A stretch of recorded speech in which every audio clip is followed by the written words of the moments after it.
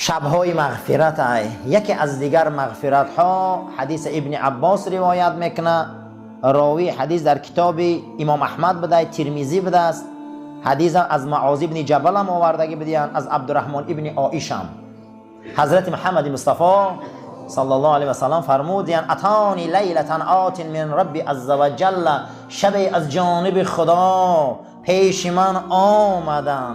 سبحان الله، از جانب خدا مهمانا پیش رسول اکرم می اومدن، ملائکه آسمانی پیش من آمدن، گفتن یا محمد، ای محمد صلی الله علیه و سلم، اتدری فیما یختص ملأ الاعلی، فیما یختص ملأ الاعلی، ای محمد صلی الله علیه و سلم، میدانی که همسایه خدا در کیه جدا کرده های خدا؟ میدانی که در اون همسایگی پروردگار و قطعی پیامبران میدانی کیه خاص شده جدا شدن؟ گفتم بله میدانم، آن کسایی که آن عملهایی که گناه میریزونه و پاک میکنه. بعد از او گفت کنیک بنامبر که برای ما چیه او؟ گو گناه میریزونه. گو گناه چی میریزونه؟ گو کسی نمازی جماعت میبیاد، کسی نماز جماعت می آمده گناهاش می ریخته همسایه الله بوده. برای همین یکمین چیزی که ما را همسایه الله میکنه 5 وقت نماز در مسجد خواندن. اگر مجبورم که باشیم در دیگر جاها هیچ گپ ندارد از ضرورت، لیکن آدمی آزاد باید در مسجد خونه. یه وقت یافتی مسجد بیا، اگر خیلی کار باشه حرکت باشه همون جدم کوشش کنه که 2 کس 3 کس جماعت خانه ثواب دریابه. 3 کس جماعت میشه و همون جدم باشه کجای ده باشه، نباشه تنها خانه همون 1 ثواب میگیره. دویمش چیه؟ گو ای محمد صلی الله علیه و سلم، گو اسباغ الوضوء فی صبرات، در این 5 وقت نماز خنکی و وزبینی ها اینها طهارت میکنن به پرگی. کسی این طهارت میکرده است، کسی این طهارت برای نمازاش میکرده، کسی برای نماز طهارت میکنه بدنش پاک میکرده، با این آب طهارت بدنش شستشو میکنه و پاک میکنه برای ادای نماز، این همسایه خدا بوده. فردا در ملأ اعلا همسایه رسول اکرم بوده. این گناه را میرزونه. سیون گفت چیه؟ گفت انتظار الصلاة بعد الصلاة. کسی بامداد میخونه غمی پیشینش میخوره، کسی پیشین میخونه غمی عصرش میخوره، کسی عصر میخونه غمی شامش میخوره که در کجا اداش کنم این انسان در بدنش گناه نمیمونه، همسایه الله های. این شبهای کفارت گناه های. بعد از او جناب پیغمبر صلی الله علیه و سلم پرسیدم یا محمد صلی الله علیه و سلم چی گفتنی؟ گو من حافظ علیهن عاش بخیر، کسی همه گفتگی هم قد زندگی کنه خوب زندگی مسلمانی کرده زمین ده. و من مات بخیر، کسی را به همین عمل منحش بندن مسلمان مرده.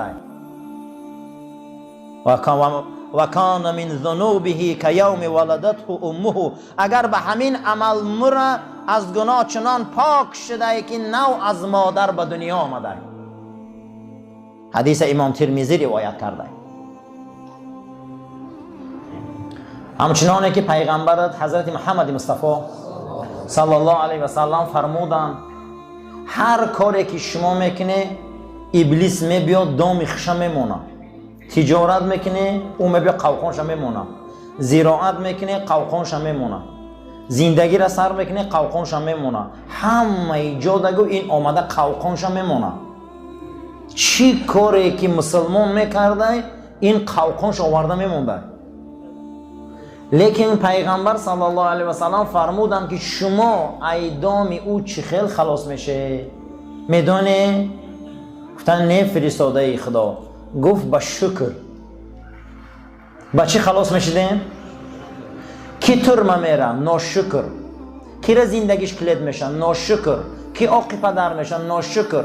کی انسان دستیسه کار میشن؟ ناشکر. تمام جنایت دنیا، تمام بی‌معنیگی دنیا، تمام خار شدن ها این ناشکری هست. المنت لله که در این میکده باز است. 1000 بار شکر که این منبر مسجد آباد است. 1000 بار شکر که در اینجا اگر صدها نقطه ابلیسی باشن لیکن 2 تا نقطه رحمانی هم که باشن جوابی همش میتیم. برای آن که رحمت خدا، هدایت خدا به صاحب نیست که هر کس به هیچ تیان شد. بعض انسان ها قطعی بهترین انسان ها زندگی میکنن، جوره میشن، رفیق میشن، دوست میشن، رفت آم میشن کو، لیکن از هدایت او استفاده نمیبرن. هدایت به صاحب نیست. هدایت به صاحب نیست. علما قد بسیار انسان ها رفیقن لیکن هیچ نمیآموزن. من همین انسان ها همین خودمون قیاس کنیم که ما قد یک قاری داملو قد رفیقیم از همه چی آموختیم، چند علمی هم را گرفتیم. معلومه که ما اهل هدایت نیستیم. ولی هدایت به صاحب نیست که بیاید و مقصد دیگه ما در همین تتیان هدایت ایقفاش میشی. اذکر الله کاری هر اوباش نیست. رومی میگه این یاد خدا و ذکر خدا و این شب زنده داری کاری هر اوباش نیست. خیزه کنه ارجعی هم کاری هر قلاش نیست. هر خی آدم تراویح اومدن نمیتونه. هر خی آدم 20 رکعت تراویح خوندن نمیتونه. ختم گذاشتن نمیتونه. شما گمان کرده میگه هر خیل رهزن و هر خیل مقصد دیگه دقلم شوا راستو چیکن میگن و لایق درگاه خداست. هر خیل خلاش خیال کرده اینجا بسعیبه. اینجا کی میبیاد؟ الله اعلم بالمهتدین. خدا میگه من میدونم کی هدایت مییابه. خدا میگه من میدونم کی به درجه های کمالات میرسه. خدیجه مادرمون دید که در آینده چهره رسول اکرم ده بزرگی های. پیغمبر هیچ چیز نداره، تمامی ثروت رسول الله داد. دانست که آینده من درجه را چی مییابم؟ اطاعت همین مرد. نگیم قطعی پیغمبر صدها انسان اون وقت دوست و رفیق بودن، هدایت نیافتن. ابوبکر صدیق هدایت یافت. خدیجه مادرمون اولین زنی بود که به سرعت دوید، مال و پولش فدای دین رسول الله کرد.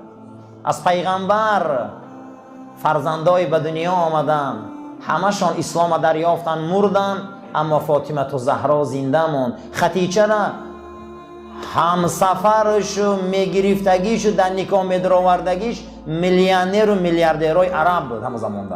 اما چرا رسول الله را انتخاب کرد؟ دانست که در آینده است این شخصیت آدمی چی های؟ بزرگ های. و وجدک عائلا فاغنا. ای پیغمبر تو یه پالوچ بودی ثروتمندت کردم. عائل گفته چی را میگن؟ به ثروت هیچ نداشتی. با واسطه کی کار کرد خدا؟ خدیجه مادرمون. برای همین خوشا به حال انسانایی که هدایت دریابند. هدایت به صاحب نیست قسم به نام الله. ایخه گمان نکنیم که هدایت به صاحب نصیب همه میشوه. پیغمبر دیدن گفتن این دروغگو است. پیغمبر دیدن گفتن این شاعر است.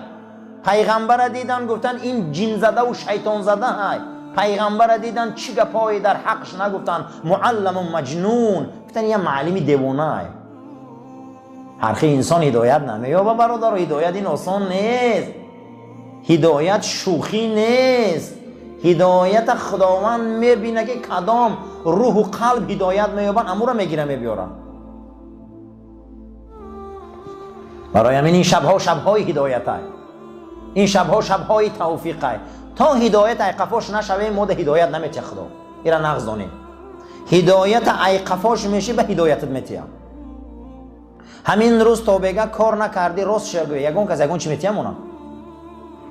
همین روز تو بگه کار میکنی به 1000 بول کار میکنی یا 2000 یا 3000 خیلی با کلونش تا 100,000 هم کار میکنه. برای همین ایقفای کار میشی، ایقفای هدایت میشی، میبیایی ترابه را میخونی. این زمزمه های قرآن رنگ قیراق های، رنگ نجدک های، رنگ ریگ های. دیل ساهیش دادن میگیره، ساهیش دادن میگیره، زنگا ریختن میگیره، ریختن میگیره. آستانسه این چشم آب میبیا، آستانسه این چشما نم میبیا، گریه میکنه آدم. چی با؟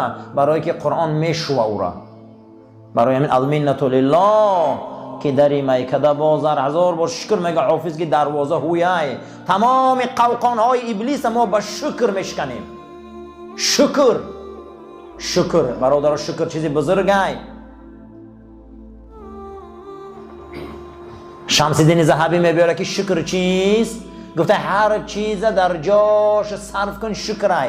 دست باید کاری خود کنه، چشم باید کاری خود کنه، زبان باید کاری خود کنه، پا باید کاری خود کنه، مرد باید کاری خود کنه، بچه باید کاری خود کنه. هر کس کاری خود کنه قسم به خدا شکر به جا آورده. بزرگترین شکر این نماز است.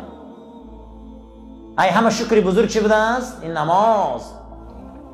قسم به نام الله این شکر زبانی پنجم درجه شکر است. ای همه شکری بزرگ این شکر باطنی است که در این قفس سینه ایرا قلب میگن ما در درون این ایمان خدا و حضرت محمد مصطفی را داریم. این شوخی نیست قسم به خدا. این بزرگترین شکر است که ما موحدیم. بعد این از همه شکر بزرگ این شکر عمل است. کسی امروز یک رمضانی را یک پیاله آب داد، یک دانه نان داد، دستش گرفت، هزار مشکلات امروز برادرها دارن. حتی پیامبر گفت بین خودتان و بین جهنم به واسطه نیم دانه خرما هم باشه دیوار کنه. این چنین نیم دانه خرما هم باشه بته که بین شما و جهنم محکم شود. این هم شکر است. شکرها زیادن. خشا به حال انسانی شکرها رو فهمه. امروز کسی گناهش حساب نمیکنه، کسی گناهش نمیبینه. قسم به خدا علماش هم باشه گناهش نمیبینه، انسانش هم باشه گناهش نمیبینه. همین خیل باور داره همون شخصیت های امروز مسلمان که امام غزالی که به بروقتی خدا اینها رو بخشیده، به بروقتی میگه خدا ما رو بخشیدگی است. اما یه مراتب فکر نمیکنیم که قرآن چی میگه. سمی الخیاط، قرآن میگه غضب خدا همین خیل وزبینی هست که میتونه که شما را از پلیشکی سوزن گذرانه. کسی میگه معانی قرآن اهمیت نداد، کسی فکر نکرد. زیرا اینکه از همه شخصیت هایی که زیادتر باید از خدا ترسن اینا باید عالما باشن، اینا باید علما باشن، اینا اهل قرآن باشن. اینا باید میگه زیاد ترسن، اینا باید زیاد پروا کنن، اینا باید زیاد فکر کنن. زیرا اینکه پرسش خدا حقه یا نه؟ حقه. ما را میپرسن پگه از این نعمت ها. اگر ما امروز حقیقت به جا کردیم، ما امروز حقیقت نگفتیم، والله روز میشه و که اینا در محکمه های الله ایمون میپرسن که چون حقیقت مردم در نگفتیم. مرگ حق. حضرت عمر رضی الله تعالی عنه میپرسیدن که امیر المومنین با شما چی نزدیکتر است؟ میگفته برای من مرگ نزدیک است. یگان چه رنگ مردن نزدیک نیست برای ما. برای من عزیزا ایره نغز دانین. علما باید حقیقت مردم در رسانن، علما باید حق مردم در گوان. علما این وارث پیغمبرا هم. پیغمبرا یگان مراتبه از حق گفتن دست نکشیده بودن. مردم در باید رسانن حقیقت، زیرا که مردم حق همیشه فهمن عمل کنن. انا اینه میگه معنی قرآن.